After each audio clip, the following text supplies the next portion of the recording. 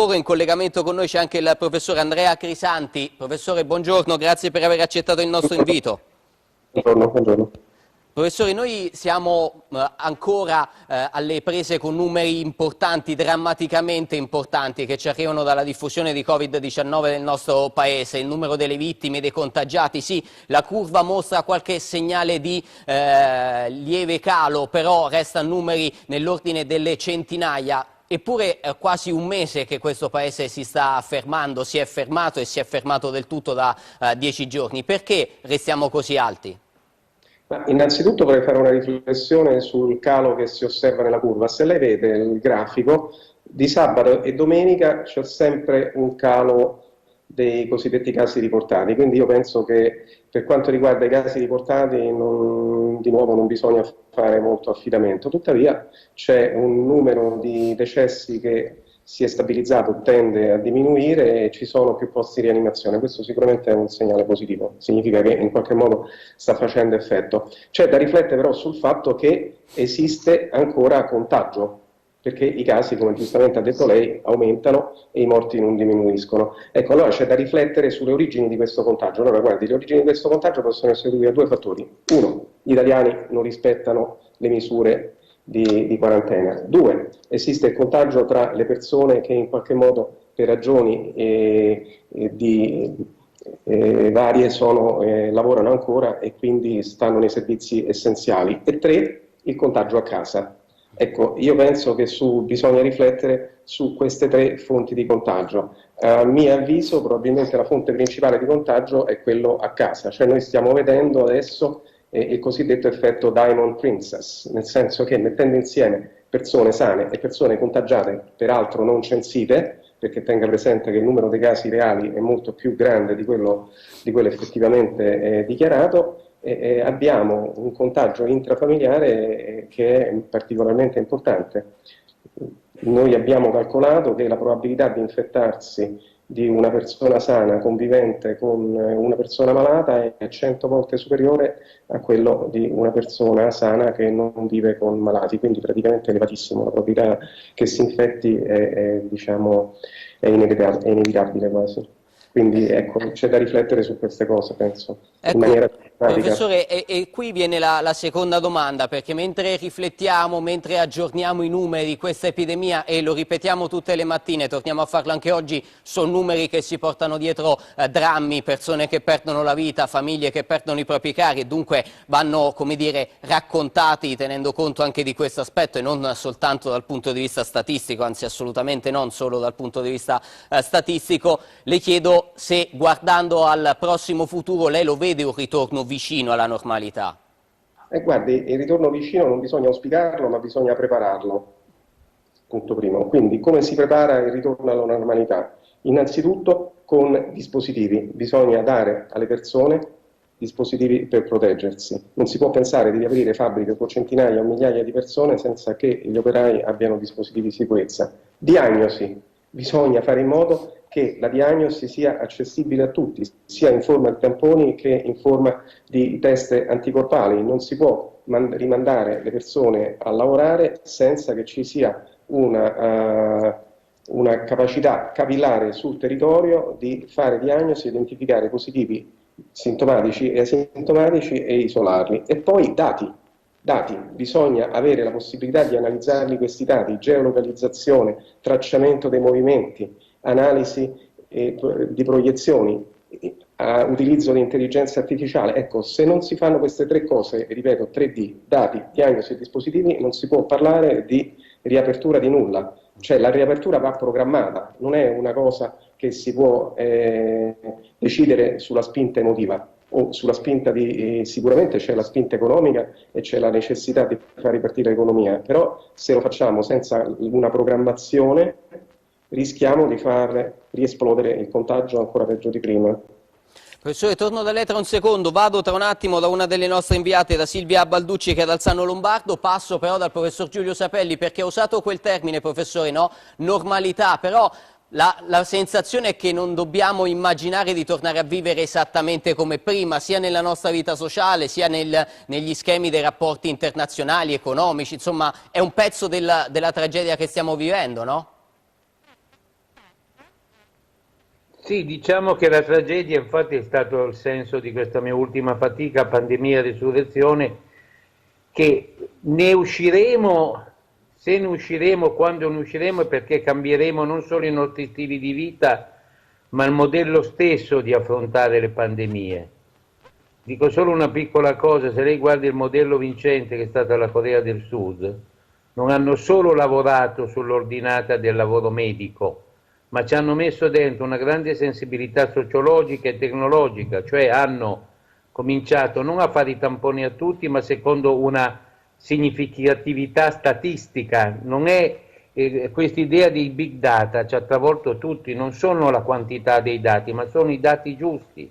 Poi hanno incrociato delle misure sociali di tracciabilità e poi, cosa che è la cosa più carente per affrontare, questo servirebbe perché le pandemie saranno ricorrenti, secondo come spiego nel mio libro, avevano già previsto dei grandi scienziati, non solo medici ma anche sociali, dovremo avere dei comandi unici di intervento. Lei pensa che l'Italia invece affronta la pandemia con diversi punti di comando e con la protezione civile che è priva di poteri dopo quella infame accusa che avevano fatto a Bertolaso, che hanno distrutto la protezione civile creata da Zambelletti. Quindi poi c'è da cambiare i modelli di proprietà prevalenti, la nostra filosofia. Io cito il capitolo 8 della lettera di San Paolo ai Romani non a caso, però è un insieme tra cure mediche, approccio sociologico alla società e necessità di utopia, poi dopo, che se no non riusciremo mai a farlo.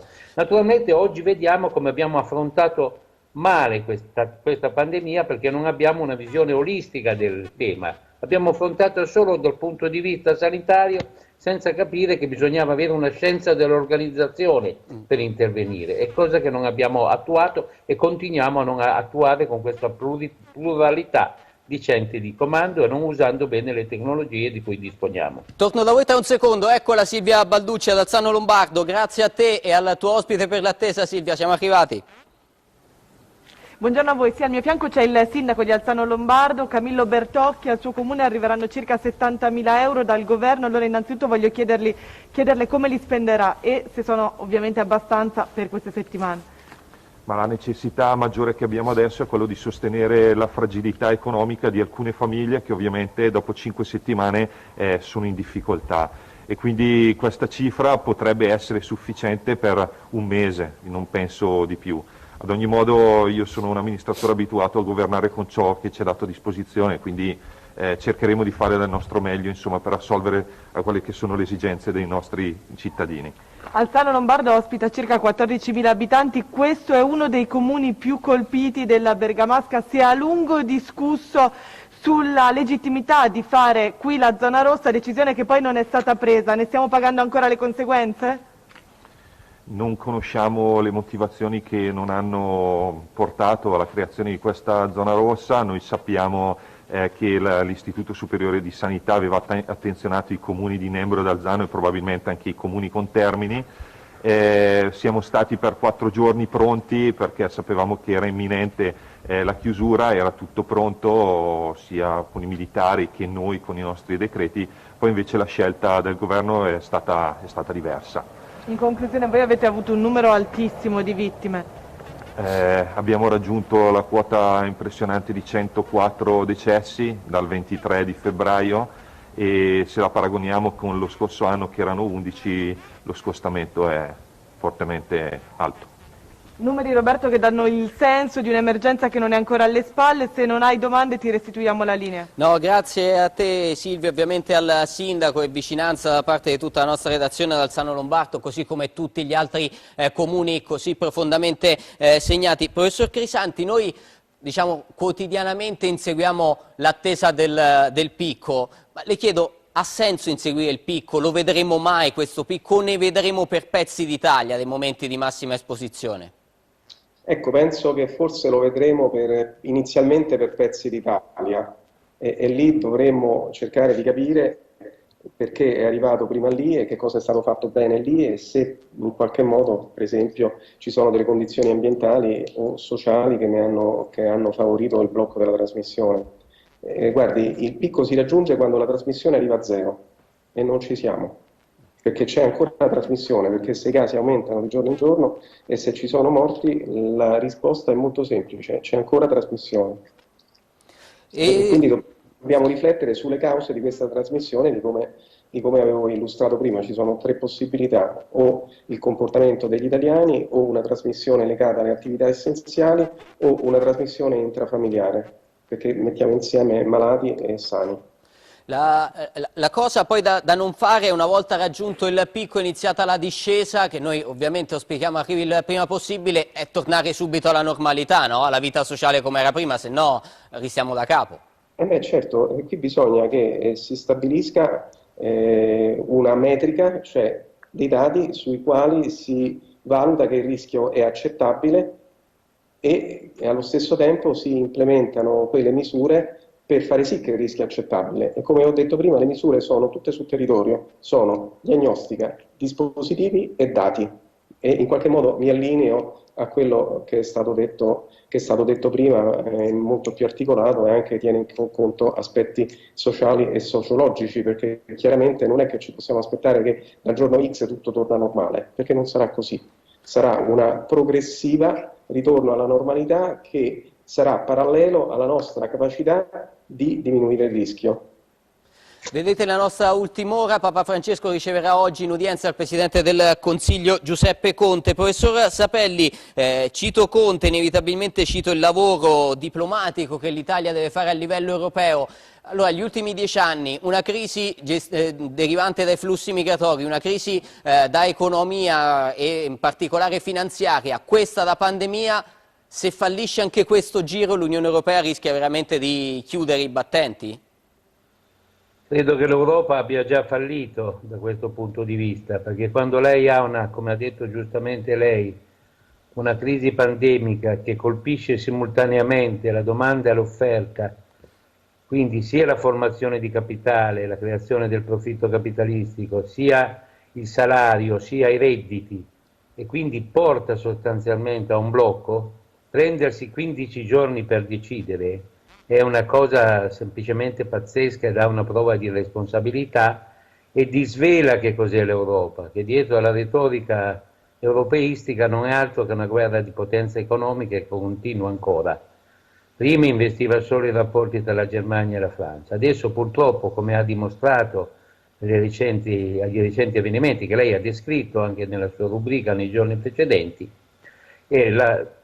la Germania, i paesi anseatici, i paesi vassalli contro tutta l'Europa. La cosa straordinaria è che si pone anche contro la Francia. Quindi in questo modo noi non ne usciremo e devo dire nella negatività probabilmente le cose che noi abbiamo detto, che non siamo anti-Europa, siamo per un'Europa fondata sull'euro ma su una diversa politica economica, con un cambiamento dell'equilibrio di potenza decisionale che deve risiedere nel Parlamento, non più nelle tecnocrazie, e questa cosa sarà disvelata ai cittadini con calma, con tranquillità, però questo comportamento delle classi di sopra tecnocratiche europee e dei tedeschi e degli olandesi è veramente esecrabile, è una prova di neocolonialismo e neoimperialismo.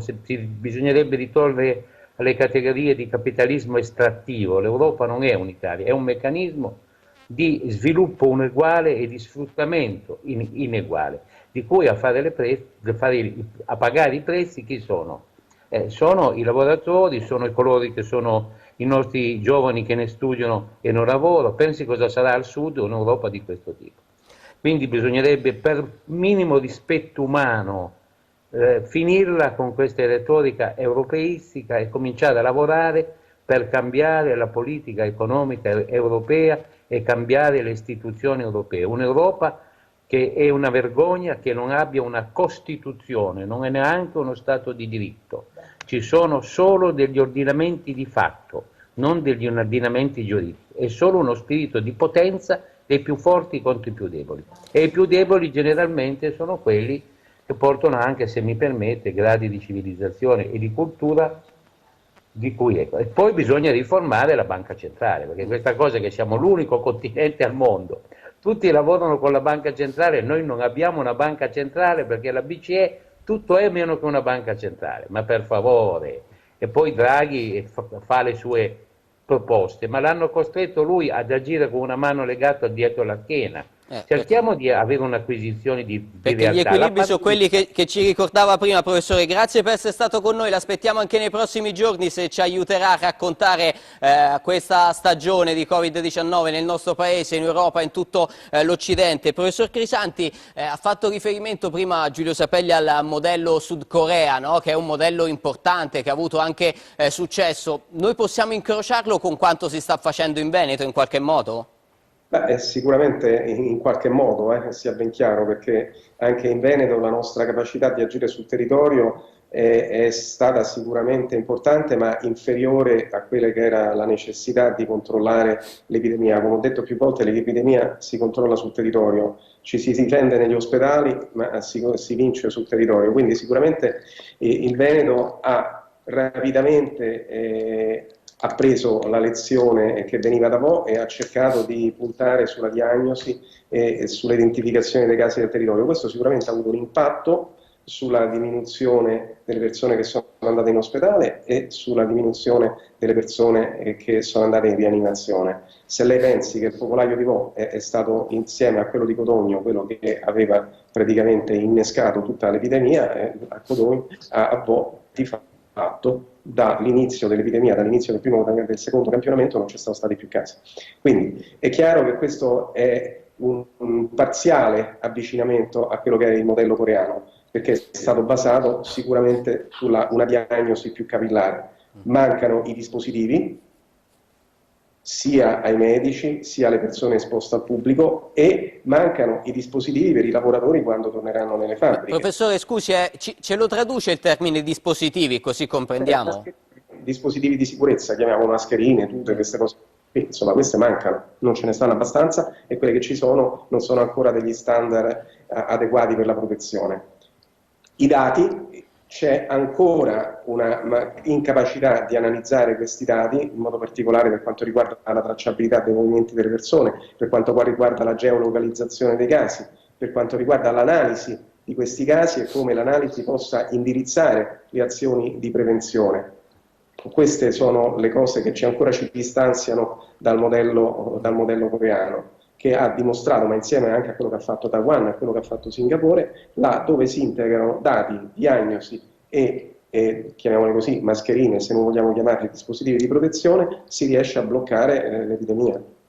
Allora, in collegamento con noi, l'avevo annunciato in apertura di trasmissione, c'è il sindaco di Napoli, Luigi De Magistris, Regione Lombardia, a Milano, con Paolo Maggioni. Faccio un'ultima domanda al professor Crisanti, perché l'attesa è per il vaccino, ma fin quando non avremo il vaccino, professore, dovremmo immaginare una vita a scartamento ridotto?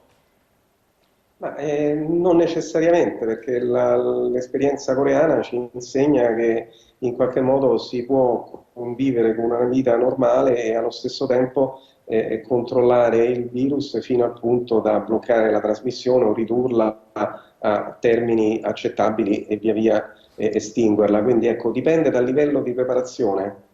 È chiaro che se uno fa una cosa amatoriale dovremmo rassegnarci a un'apertura e chiusura, una cosa tutta caotica. Se ci prepariamo forse riusciamo ad avvicinarci al modello coreano e a riguadagnare la vita che avevamo mesi fa. Ecco, dipende tutto da questo fatto, come ci prepareremo alla riapertura.